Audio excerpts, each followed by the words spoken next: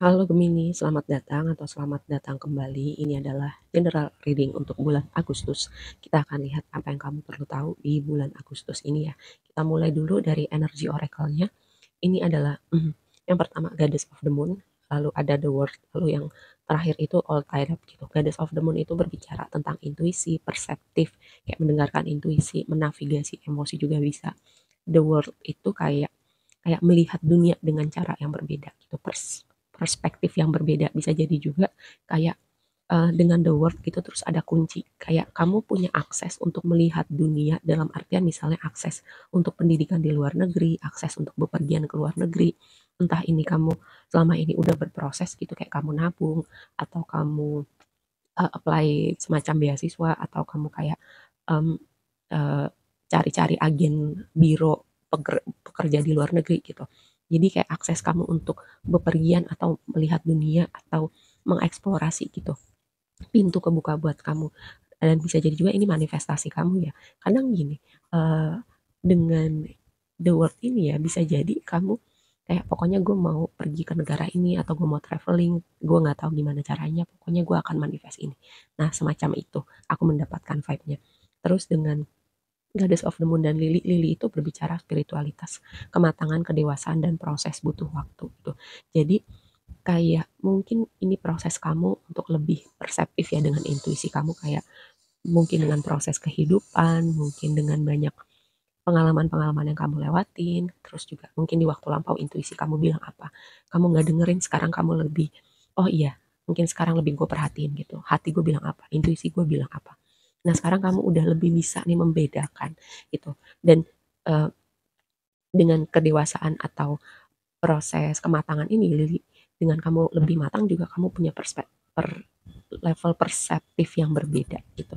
Nah dengan all tied up nih, ini aku mendapatkan vibe-nya gini antara controlling atau possessive. Nah aku kan selalu bilang reading aku tuh aku kasih tahu. Nah hidupnya itu hidup kamu yang jalanin gitu. Terserah kamu mau didengerin, dipikirin, terus juga advice-nya itu kamu lakukan, terserah gitu hidupnya kamu yang jalanin, kamu yang rasain ya. Kalau berbicara tentang controlling gitu misalnya dalam dinamik atau posesif ya, dalam dinamika hubungan romantis atau konteksnya pekerjaan gitu. Kalau misalnya konteks pekerjaan, apakah uh, situasinya udah berapa lama gitu? Apakah timbal baliknya sesuai? Kalau misalnya konteks hubungan romantis, hubungan ini happy nggak kamu in general gitu? Kalau misalnya posesif, tapi kalau posesif terus abis itu banyak drama, banyak ributnya, banyak curiganya gitu. Kalau orang posesif tapi yang aspek yang lainnya bagus itu ya masih nggak apa-apa sih menurut aku. Tapi kalau aspek yang lainnya juga udahlah banyak dramanya gitu, banyak kecurigaannya. Um, nah ini waktunya kamu, makanya aku bilang balik lagi, semua hidup kamu yang jalanin. Tapi reading ini lebih kepada sebuah reminder, mungkin kayak sebuah kayak momen yang nyolek kamu gitu untuk mulai berpikir kalau ini resonate sama kamu ya. Oke, mari kita bahas tarotnya gitu. Ini vibe-nya asik banget sih. In general ya terlepas tadi satu hal nih, satu hal doang yang perlu kamu perhatikan tadi tentang tema posesif atau controlling di tempat kerja mungkin anggota keluarga atau hubungan romantis. Selebihnya vibe-nya asik banget, bersinar cerah buat kamu di bulan Agustus. Nah, karena apa? Lihat tema besar kamu adalah desan. Desan itu selalu bersinar cerah, kehangatan, optimisme. Terus juga energi kreativitas ya, karena energi inner child gitu. Mungkin kamu em, kayak melihat ke belakang, gue suka makanan ini, kayak membawa memori nostalgia masa lalu gitu. Hal-hal yang kamu lakukan di waktu lampau, waktu kamu kecil yang bikin kamu happy, terus sekarang kamu lakukan lagi. Terus dengan Wheel of Fortune di sini kayak kayak roda berputar, ada pintu kebuka buat kamu tadi kan aku bilang kayak semacam ada pintu terbuka buat kamu, entahlah itu akses untuk tempat yang jauh, pendidikan untuk kamu berekspansi, atau kayak Wheel of Fortune itu semacam momen-momen kebetulan yang rasanya kebetulan tapi nggak ada yang namanya kebetulan ya. Ini semoga tidak terlalu abstrak. Terus kayak momen-momen kebetulan jadi kamu berada di tempat yang tepat bersama orang-orang yang tepat gitu. Di waktu yang tepat. Jadi momen synchronicity itu diikutin sama momen-momen berikutnya. Dan itulah yang membawa blessing buat kamu gitu. Oke, jadi kayak roda berputar, eh, portal kebuka buat kamu dan momennya itu akan membawa optimisme, kehangatan, kebahagiaan, keceriaan. Dan bisa jadi ya ini kayak suatu titik balik untuk inner child kamu karena di situ ada desan. Lalu yang jadi blessing kamu adalah Six of Cups nih ya. Six of Cups tadi aku bahas tentang suatu nostalgia masa lalu, tapi karena Six of Cups posisinya di blessing, kayak kamu mungkin membawa memori masa lalu yang bikin kamu semangat, bikin kamu optimis, bikin kamu apa ya, semacam kayak makanan, contoh aja makanan yang waktu kamu kecil tuh kamu suka makan itu kan kayak naikin mood gitu ya. Gue suka makan itu loh waktu kecil.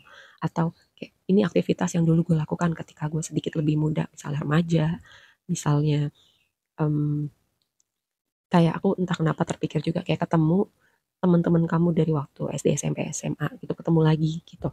Nah, itu entah membawa sebuah apa ya, sebuah fase yang berbeda, kayak bisa jadi kolaborasi, bisnis, pekerjaan, atau bisa jadi juga kayak menambah warna gitu ya, menambah warna.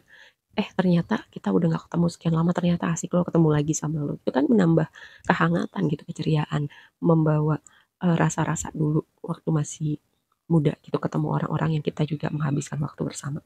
Imposisinya di blessing kamu. Terus juga tadi fase em, suatu fase yang baru dengan inner child kamu, energi kreativitas, nostalgia masa lalu yang membawa optimisme, kehangatan.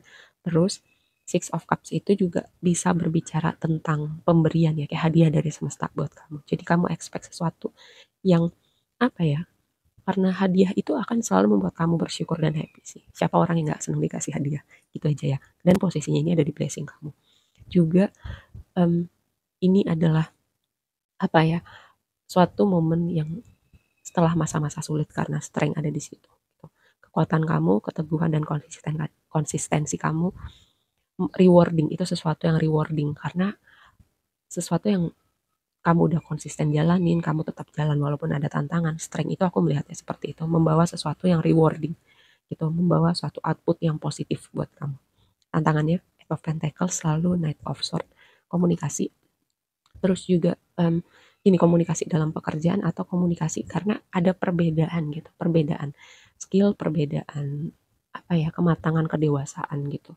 Dan karena Knight of Swords itu kadang bisa impulsif, kadang bisa kombatif tuh dalam artian ego dan emosi itu bisa masuk dalam variabel komunikasi. Jadi ini supaya kamu lebih aware aja sih ya. Ketika mungkin ada momen triggering, ada orang-orang karena tadi faktor kematangan, kedewasaan, dan juga kalau dalam konteks pekerjaan atau konteks apa gitu di mana skill isi kepala itu beda, kualitas isi kepala itu beda, itu juga akan mempengaruhi ya kualitas ketika berkomunikasi. Nah, di waktu yang akan datang ini adalah sebuah completion dengan Queen of Pentacles. Completion dalam artian gini, tadi ya, ada sesuatu yang rewarding dengan keteguhan, konsistensi, dan apa yang kamu usahakan selama ini. Walaupun kamu capek. Terus juga karena aku melihat tadi roda berputar itu akhir dari masa sulit.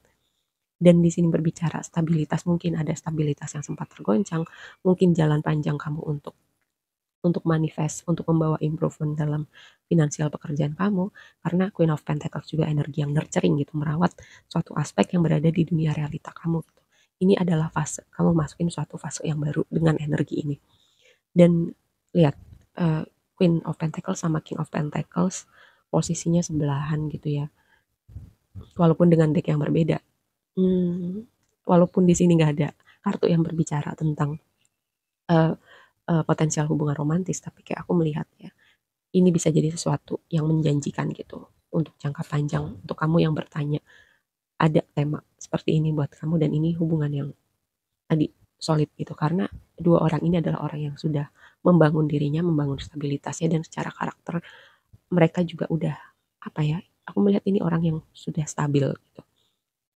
Lalu juga advice-nya King of Pentacles, fokus aja membangun diri kamu, membangun dunia kamu, membangun mimpi kamu, karena tadi akan ada pintu yang terbuka buat kamu, akses kamu untuk melihat dunia dalam artian sesungguhnya maupun secara metafor dengan cara yang berbeda gitu ya.